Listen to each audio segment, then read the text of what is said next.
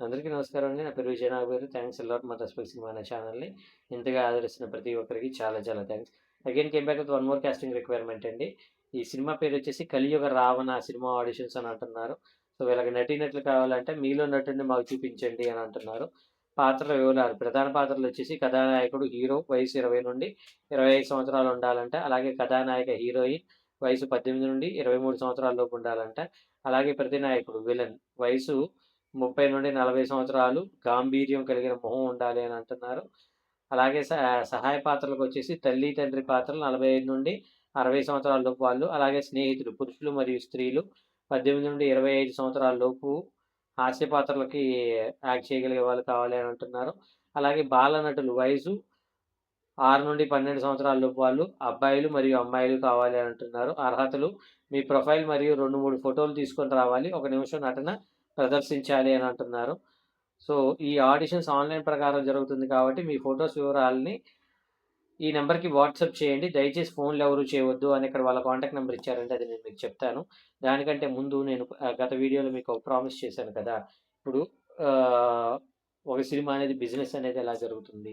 నేను పనిచేసిన ఒక సినిమాకి దానికి సంబంధించిన బిజినెస్ అనేది జరగని ఒక పక్షంలో నేను ఎలాంటి పోరాటం చేశాను? దానికి రెస్పెక్టివ్ ప్రొడ్యూసర్ నుండి ఎలాంటి ఒక ప్రతిస్పందన ఉందనేది వివరిస్తానని చెప్పాను కదా! అది నేను మీకు ఈ వీడియోలో చెప్పే ఒక ప్రయత్నం చేస్తాను. కాబట్టి ఈ వీడియోని స్కిప్ చేయకుండా ఆశాంతం చూసే ఒక ప్రయత్నం అయితే చేయండి. ఇప్పుడు సింపుల్ థింగ్ ఏంటి అంటే నేను ఒక సినిమా చేశాను. సరే ఇందులో దాచుకోవడానికి ఏముందిలే కానీ 'ఐపీఎల్' అనేది ఒక సినిమా చేశాను.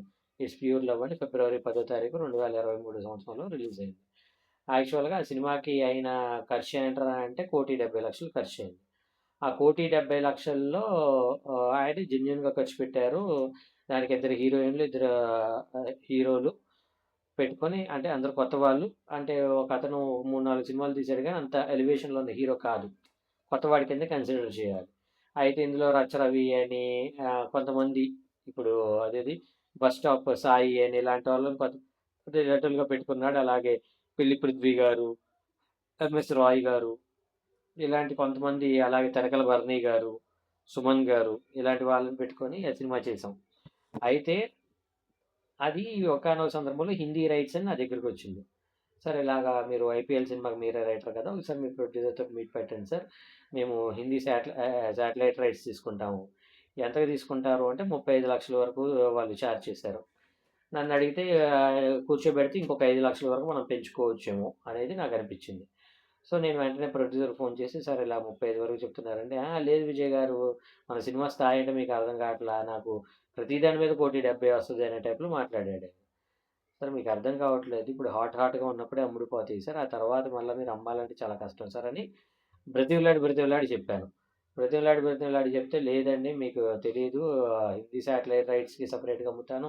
హిందీ ఓటీటీకి సెపరేట్‌గా అమ్ముతాను. తెలుగు శాటిలైట్‌కి సెపరేట్‌గా అమ్ముతాను. తెలుగు ఓటీటీకి అమ్ముతాను. తమిళ్ శాటిలైట్‌కి అమ్ముతాను. తమిళ్ ఓటీటీకి అమ్ముతాను. కన్నడ శాటిలైట్‌కి అమ్ముతాను. కన్నడ ఓటీటీకి అమ్ముతాను. మలయాళం శాటిలైట్‌కి అమ్ముతాను. మలయాళం ఓటీటీకి అమ్ముతాను అనే టైప్‌లో ఆయన వెర్షన్‌లో ఆయన చెప్పారు. ప్రతి దాని మీద 1,70,00,000 రావాల్సిందే నాకు. అంటే ఇప్పుడు నేను పెట్టిన 1,70,00,000కి నాకు దగ్గర ఒక 10,00,00,000 రావాలి అనే ఒక ట్రాన్స్‌లో ఉన్నారు. నేను ఆయనకి చెప్పడానికి ట్రై చేశాను. సార్ లేదు సార్ అది వర్కౌట్ అవ్వదు అని. లేదు విజయ్ గారు మీకు తెలీదు మీరు మ్యూటెడ్‌గా ఉండండి అనే టైప్‌లో నాకు చెప్పారు. సో, నాకు అర్థమైంది ఏంటి అంటే అవతల వ్యక్తికి నాకు భయంకరమైన మెచ్యూరిటీ ఉంది అన్నప్పుడు మనం వెళ్లి వాళ్ళకి మెచ్యూరిటీ ఇచ్చే ప్రయత్నం చేయకూడదు. ఎందుకంటే it's his money, it's his passion, it's his vision. దాన్ని మనం తప్పట్టడానికి లేదు. సో, ఈ 35,00,000 పోయినాయి లిటరల్‌గా.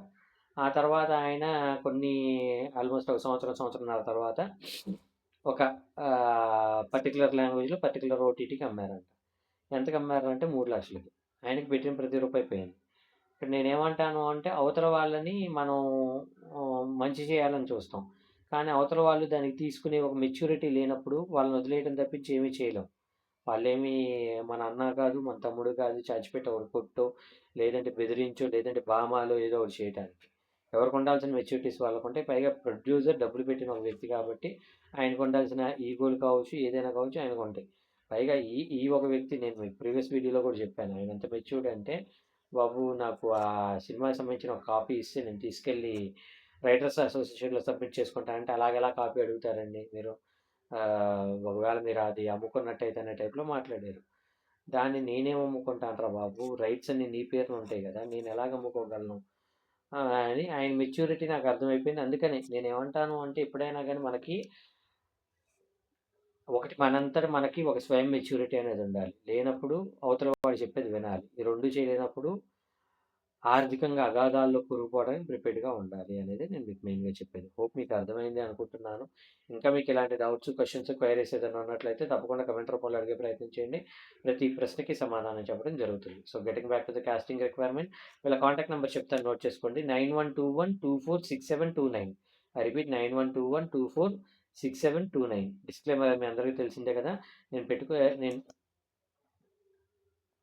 నేను చెప్పే ఎటువంటి కాస్టింగ్ రిక్వైర్మెంట్‌కి నాకు ఎటువంటి వ్యక్తిగతమైన లావాదేవీలు వీళ్ళెవరో కూడా నాకు తెలీదు. ఎవరైనా మిమ్మల్ని డబ్బులు అడిగినా, మోసం చేసే ప్రయత్నం చేసినా నమ్మకండి. మోసపోకండి. జాగ్రత్తగా ఉండండి. వీడియో నచ్చిందా? లైక్ చేయండి. వీలైనంత ఎక్కువ మందికి షేర్ చేయండి. ఎవరైతే సబ్స్క్రైబ్ చేసుకోకుండా చూస్తున్నారో please do subscribe. Thank you and all the best.